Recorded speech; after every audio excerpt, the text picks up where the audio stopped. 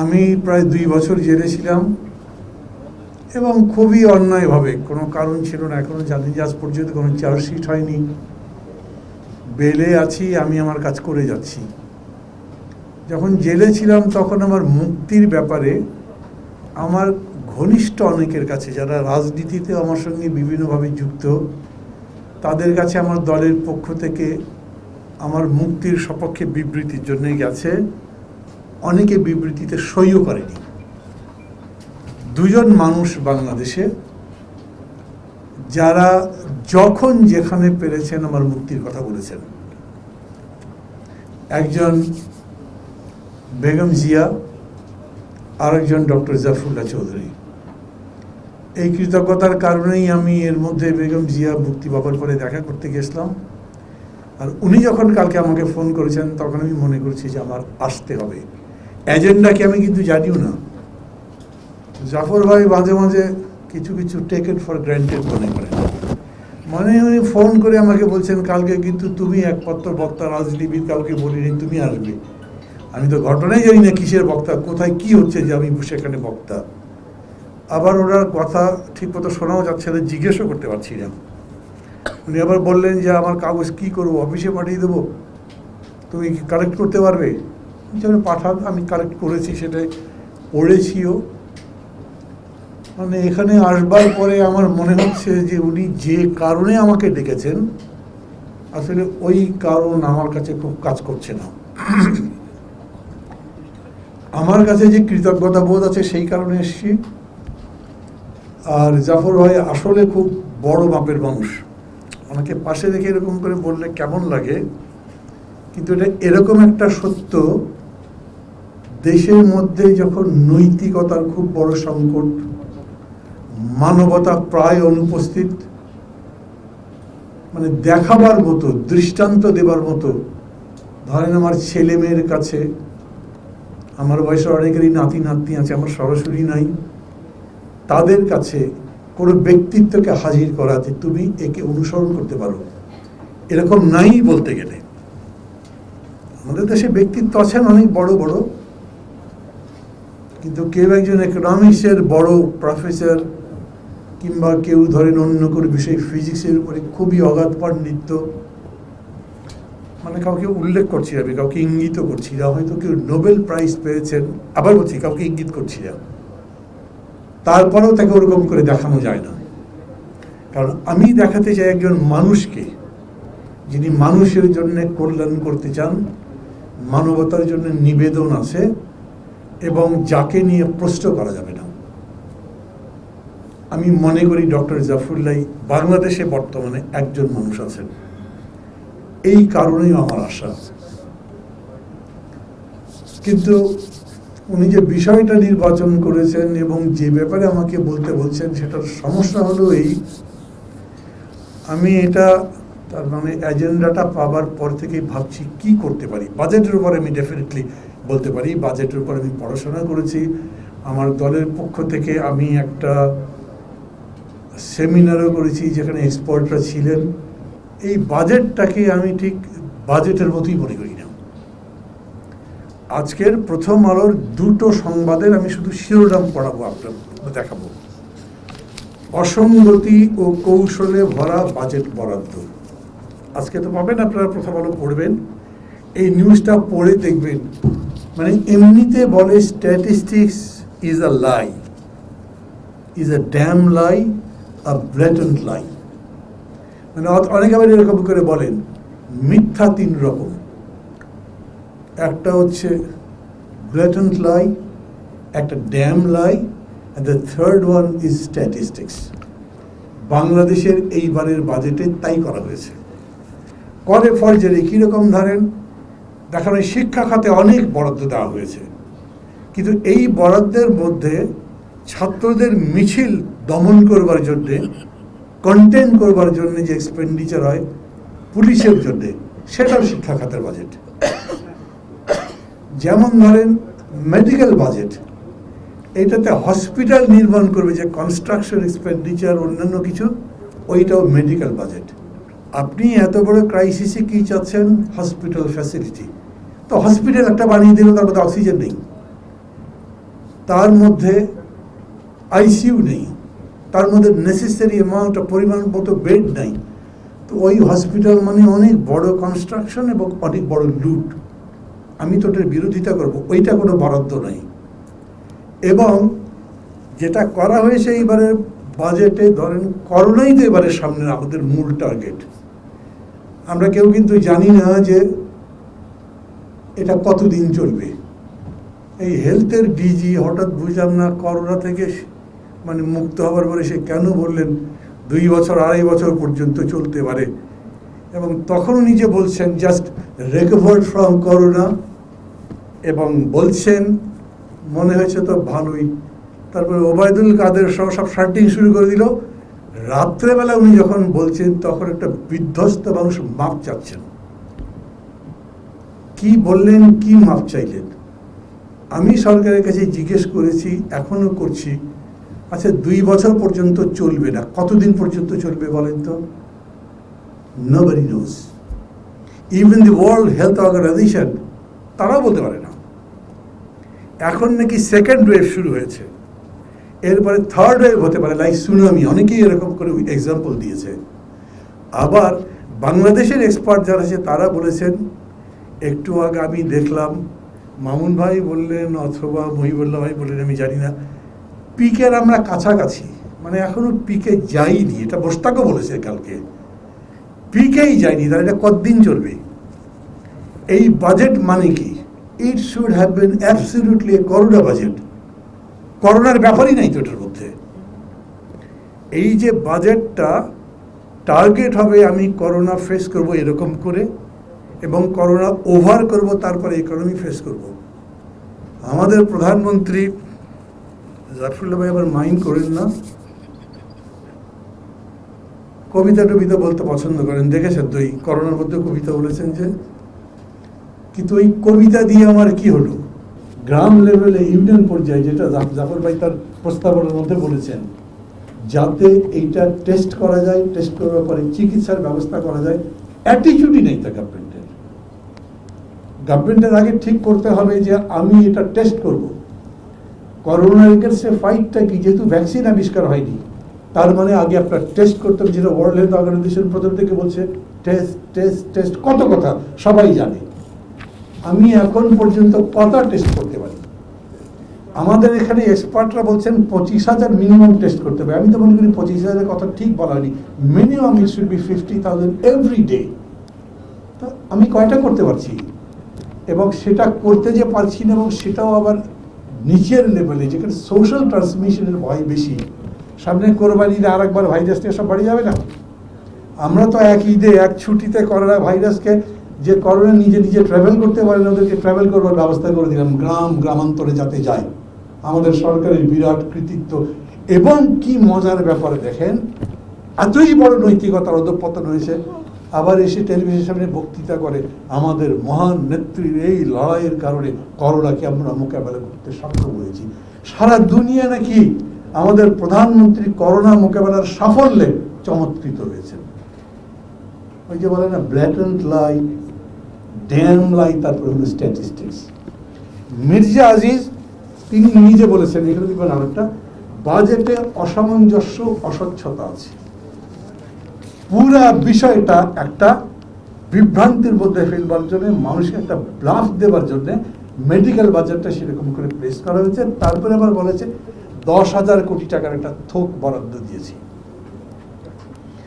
আজ this finance minister, finance মিনিস্টারকে আপনি জিজ্ঞেস করে লাভ কি?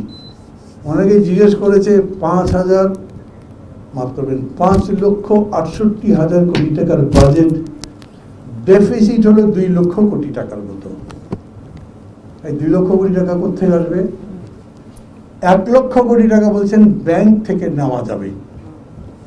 আর ব্যাংকের যারা যারা আছে, অ্যাসোসিয়েশন অফ বাংলাদেশ, তারা গভর্নমেন্টের কাছে রিপ্রেজেন্টেশন দিয়েছে, আমাদের লিকুইডিটি ক্রাইসিস, আমাদের টাকা দেন।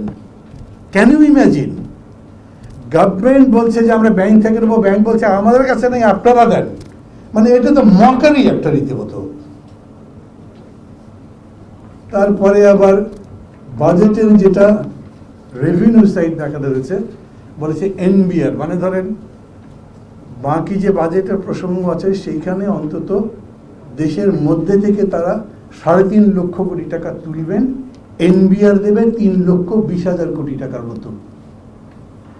এনবিআর এর যিনি চেয়ারম্যান উনি ফাইন্যান্স সেক্রেটারির কাছে চিঠি লিখেছেন, পত্রিকায় ছাপা হয়েছে, সেটা সবাই পড়েছেন নিশ্চয়ই।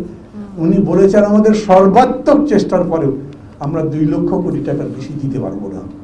তার মানে ওইখানে 1 লক্ষ কোটি টাকা নাই, ব্যাংক আপনাকে 1 লক্ষ কোটি টাকা দেবে না, দিতে পারবে না। আরও 1 লক্ষ কোটি টাকা তো ঘাটতি আছে। 5.5 লক্ষ কোটি টাকার বাজেটের মধ্যে 3 লক্ষ কোটি টাকা ঘাটতি। আমার এই বক্তব্যের মধ্যে কোনো জাগলারি নেই, এটাই ফ্যাক্ট, এটা পত্রিকায় এসছে। তো তাহলে এটা কি বাজেট? এবং জাফরুল্লাহ ভাই আশা করছেন, is such a nice soul, nice person, সবাইকে ভালো ভাবতে চান, কিন্তু সবাই আসলে ভালো না। তো এই গভর্নমেন্ট এইরকম একটা ব্লাফের উপরই আছে, এরা কোনো টাকা দিতে পারবে না। সবাই মিলে বলেছে না আগে মানুষকে বাঁচান। এখন অর্থনীতির পরিস্থিতি এরকম খারাপ হয়েছে, এটাও আপনার স্ট্যাটিস্টিক্সের মধ্যে আছে। আমি জানি এটা আমি কোথায় পড়লাম, কি এরই মধ্যে পড়েছি কোথাও, যে কোনো পেপারে। ইতিমধ্যে আরো দারিদ্র সীমার নিচে নেমে গেছে প্রায় 1 থেকে 1.5 কোটি মানুষ। আগেই ছিল প্রায় 4 কোটির মতো, না 2.5 কোটির মতো। এখন মাফ করবেন একটু হিসাবের মধ্যে আমি ভুল করে ফেলছি, কথা বলতে দুটো মিলে প্রায় এখন 4 কোটির উপরে মানুষ। একা জায়গায় একা রকম বলছে। আচ্ছা আমি 4 কোটি 5 কোটি বলি, দিন আনে দিন খায়। তো আপনি 110 দিনের মতো বোধহয় হয়েছে কোনো কাজকর্ম নেই, এই মানুষগুলো চলবে কোথায়? তো গবেষণা প্রতিষ্ঠান বলছে যে এই পরিবারগুলোকে খাবারের জন্য মাসে আপনার 10 থেকে 15,000 কোটি টাকা লাগবে। দিয়ে দেন, দিয়ে বলেন একেবারে স্ট্রিক্ট লকডাউন, বাড়ির মধ্যে থাকবে, বেরোবে না। এত বড় প্রতারণা এই দেশের সরকার করে, টিভিতে অন্য জায়গাতে। মানুষ তো কথা শোনে না, মানুষ মানে না, মানে মানুষই খারাপ, ওদের জন্যই মরছে, আমরা তো কোনো দায়ী নই। এগুলো হচ্ছে তাদের টার্গেট। অথচ খেয়াল করেন 90 to 95% মুসলিম পপুলেশন, এদেরকে নামাজ পড়তে তুই দিচ্ছি না আমরা জামাতে। কোনো মিছিল বের করেছে কেউ? জুম্মার নামাজ জামাতে হচ্ছে না, ঈদের জামাত হয়নি, মানুষ প্রোটেস্ট করেছে। এখন আপনি এইখানে একটা লকডাউনের সার্কাস দেখাবেন, ভেতরে ভেতরেই পূর্ব রাজাবাদের খবর নেন, সব রকমই চলে। আর যারা যারা পাহারা দিচ্ছে তার মধ্যে আইন শৃঙ্খলা রক্ষাকারী বাহিনী, পুলিশের একদিক দিয়ে খুব প্রশংসা করে, কতগুলো লোক মারা গেছে চিন্তা করেন। কিন্তু এও ঠিক পুলিশ আবার লকডাউনের মধ্যে টাকা দিয়ে আবার ছেড়ে দিচ্ছে। This is the administration. Because আপনি উপরে বসে টাকা মারেন, লুটপাট করেন, চালগুলো পানির নিচে রাখেন, মাটির নিচে রাখেন, টিনের ছাদে রাখেন, দৃশ্যমান প্রমাণিত। তাহলে পুলিশ করবে না কেন? যতক্ষণ পর্যন্ত ওই গভর্নমেন্ট একটা না হচ্ছে, একটা অ্যাডমিনিস্ট্রেশন না হচ্ছে যে সত্যি সত্যি একটা ভালো কিছু করতে চায়, মানুষ বিশ্বাস করে, তখন নিচে তো বিশ্বাস করবে না। না কত কিছুই তো আছে, সেটা তো এখানে ডক্টর জাফরুল্লাহ ভাইয়ের লেখার মধ্যে প্রস্তাব আছে যে মেডিকেল টিম যেটা করবে, মেডিকেল হোল এই সেক্টরটা লিড করবার জন্য আর্মির উপর একটা দায়িত্ব দিয়ে দেওয়া। আরে ভাই, আর্মিকে খালি ডাকবে না আপনার কাজের সময়, আর বাকি সময় আর্মিকে ভয় করে রাস্তায় নামিয়ে দিলে কখন জানি বন্দুক ঘুরিয়ে দেয়। তো বন্দুক ঘোরাবার ভয় পান কেন? সেরকম কাজ করেন নিশ্চয়ই, না হলে করবেন কেন? এখন এই রকম একটা সরকার, আমি কথা লক্ষ্য করছি, সেটার কথা বললে অনেক কথা আসবে, কারণ আমি মনে করি যে করোনা সারা দুনিয়াকে যেরকম একটা বড় ক্রাইসিসে ফেলে দিয়েছে, বাংলাদেশকেও অনেক বড় সংকটে ফেলে দিয়েছে, কিন্তু সরকার সেটা মানতে চায় না। আপনি শুধু টেলিভিশনে একবার ছবি দেখেন, এইরকম করে আঁচি দিলেই সব কিছু হয়ে যাবে, ঠিক মতো সাবান দিয়ে হাত ধোবেন। অতএব নেতা কর্মীরা সবাই মিলে গেল, রিলিফ দেওয়ার সময় নিজের ছবি দেখাতে হবে না, ওই কাজ করতে গিয়ে ইনফেক্টেড হয়েছে সবচেয়ে বেশি তাদের লোকটা। উইথ অল দ্য সিম্প্যাথি আমি বলছি, তাদের এত বড় বড় লোকের এই যে মৃত্যুর পেছনে অসতর্কতাই তো দায়ী। কে করেছে এটা? ওইটা তো বিরোধী দলের মধ্যে হয়নি। জাফরুল্লাহ ভাইয়ের মতো কোনো মানুষ নাই বাংলাদেশে, বিশ্বে আছে কিনা আমার চিন্তা, who didn't care even for his life. কত জায়গায় ঘুরেছে, সব জায়গায় গেছে, কেউ ডাকলেই মানববন্ধনে প্রেস ক্লাবের উপরে গিয়ে বসেছে। আমাকে বলেছে, আমি কিন্তু যাইনি, জাফরুল্লাহ ভাই গেছেন, ভাবছি সর্বনাশ, ওনার বয়স তো আমার থেকে 8-9 বছর বেশি, তারপরে উনি যান। তারপরে আমি এখন মানে জাফর ভাই আছেন পাশে, তারপরে বলছি, রাত্রেবেলা একজন আমাকে ফোন করে বলেছেন, ভাই কি করি বলেন তো, জাফর ভাইকে তো বাঁচানো যাবে না। আমি নাম বলছি, আমি কেন? এইরকম পরিস্থিতিতে এই ওষুধটা খাওয়া দরকার, ওষুধ খাবে না, কারণ এই ওষুধ তো সব মানুষ খেতে পারে না। বিশ্বাস করেন, ফোন পাওয়ার পরে আমার শরীরের রক্ত মানে ঠান্ডা হয়ে গেছে। কি বলে, just on the brink of death একটা মানুষ বলতে পারে যে আমি এই ওষুধ দেব না, বিকজ এটা সব মানুষ খেতে পারে না, বিকজ তাদের পয়সা নাই। মানে ওই মানুষকে আপনি যদি সম্মান না করতে জানেন তো আপনি তো মানুষই নন। এখন জাফর ভাই খুব ভালো মানুষ, এখানে ছবি দেখে দিলেন, উনি তার কতবার খোঁজ দিয়েছেন, আমি তো পত্রিকায় কোনোদিন পড়লাম না। কিন্তু ওই রাত্রে আমি এক নেত্রীকে ফোন করেছিলাম, do something so that his life is save, because we need this man. সারা বাংলাদেশের মানুষ বিশ্বাস করেন, আপনারা আমি বিশ্বাস না করার তো কোনো কারণই নেই, সারা বাংলাদেশের মানুষ প্রত্যেকেই এখন ডক্টর জাফরুল্লাহ চৌধুরীকে মনে করে তাদের সবচেয়ে নিকট মানুষ, এবং সবাই দোয়া করেছে লোকটা যেন বাঁচে, এবং এই দোয়া কাজে লেগেছে। যদিও দাওয়া ছাড়া শুধু দোয়া কাজে লাগে এরকম কোনো ইলিউশন আমি বিশ্বাস করি না, but this is a fact. এইরকম করে দোয়া করেছে তারা, এবং তারপরে আজকেই এখানে বসছেন, কথাই বেরো না গলা দিয়ে, সব প্রশ্নের জবাবও দিতে পারছেন না, এটা শুরু করলেন। আমি জাফর ভাই আপনাকে একটা কথা বলি, ওই যত ভালো মানুষ আপনি ওই নেতাকে বলেন, তার কন্যাকে বলেন, যার কথা বলেন, একটা কথাও শুনবে না। মানুষ এটা চাইতে হবে। সো আমি বলতে চাই, উনি যেটা এখানে বলেছেন, ওষুধের দাম কমতে পারে, ট্রিটমেন্টের দাম কমতে পারে, অল আর ট্রু। আমি নিজে একটা সিদ্ধান্ত নিয়েছিলাম, যখনই বক্তৃতার সুযোগ পাবো, মানে আগে যেমন উনি কোন সুযোগ পাই বলতো যে মান্নাকে দেখো এরকম অন্যায় করে আটকে রেখেছে, বক্তৃতায়, টিভিতেও, যেখানেই হোক। আমিও যেখানেই পেরেছি সব জায়গায় বলেছি জাফরুল্লাহ ভাই একটা মডেল, কারণ অন্য কোনো জায়গাতে আপনি ডায়ালিসিস করতে 4 থেকে 6 হাজার টাকার কমে পারবেন না, ওইখানে 1400 টাকায় পাই, সব জায়গায় বলেছি। একইভাবে আমি এইটা আজকে একটা নিজের মটো মনে করতে চাই। নূর আছে এখানে, হয়তো আমার পরে বলবে, আমি জানি না সময় কিরকম হবে, আমি তাকেও অনুরোধ করব, এরপর একটা হেলথ কেয়ার পলিসি যেটাই হোক, স্বাস্থ্য সবার জন্য উনি যে স্লোগান দিচ্ছেন, এই ক্যাম্পেইন অ্যান্ড মুভমেন্ট আমরা সবাই মিলে বিল্ড করি। এই কথা আমি যদি সুযোগ পাই তাহলে ঐক্যফ্রন্টের মধ্যে বলবো, অন্য পার্টিকে বলবো, সোশ্যাল অর্গানাইজেশনকে বলবো, সবাইকে বলবো, একটা হেলথ কেয়ার সবার জন্য স্বাস্থ্যের এই আন্দোলন আমাদেরকে গড়তে হবে।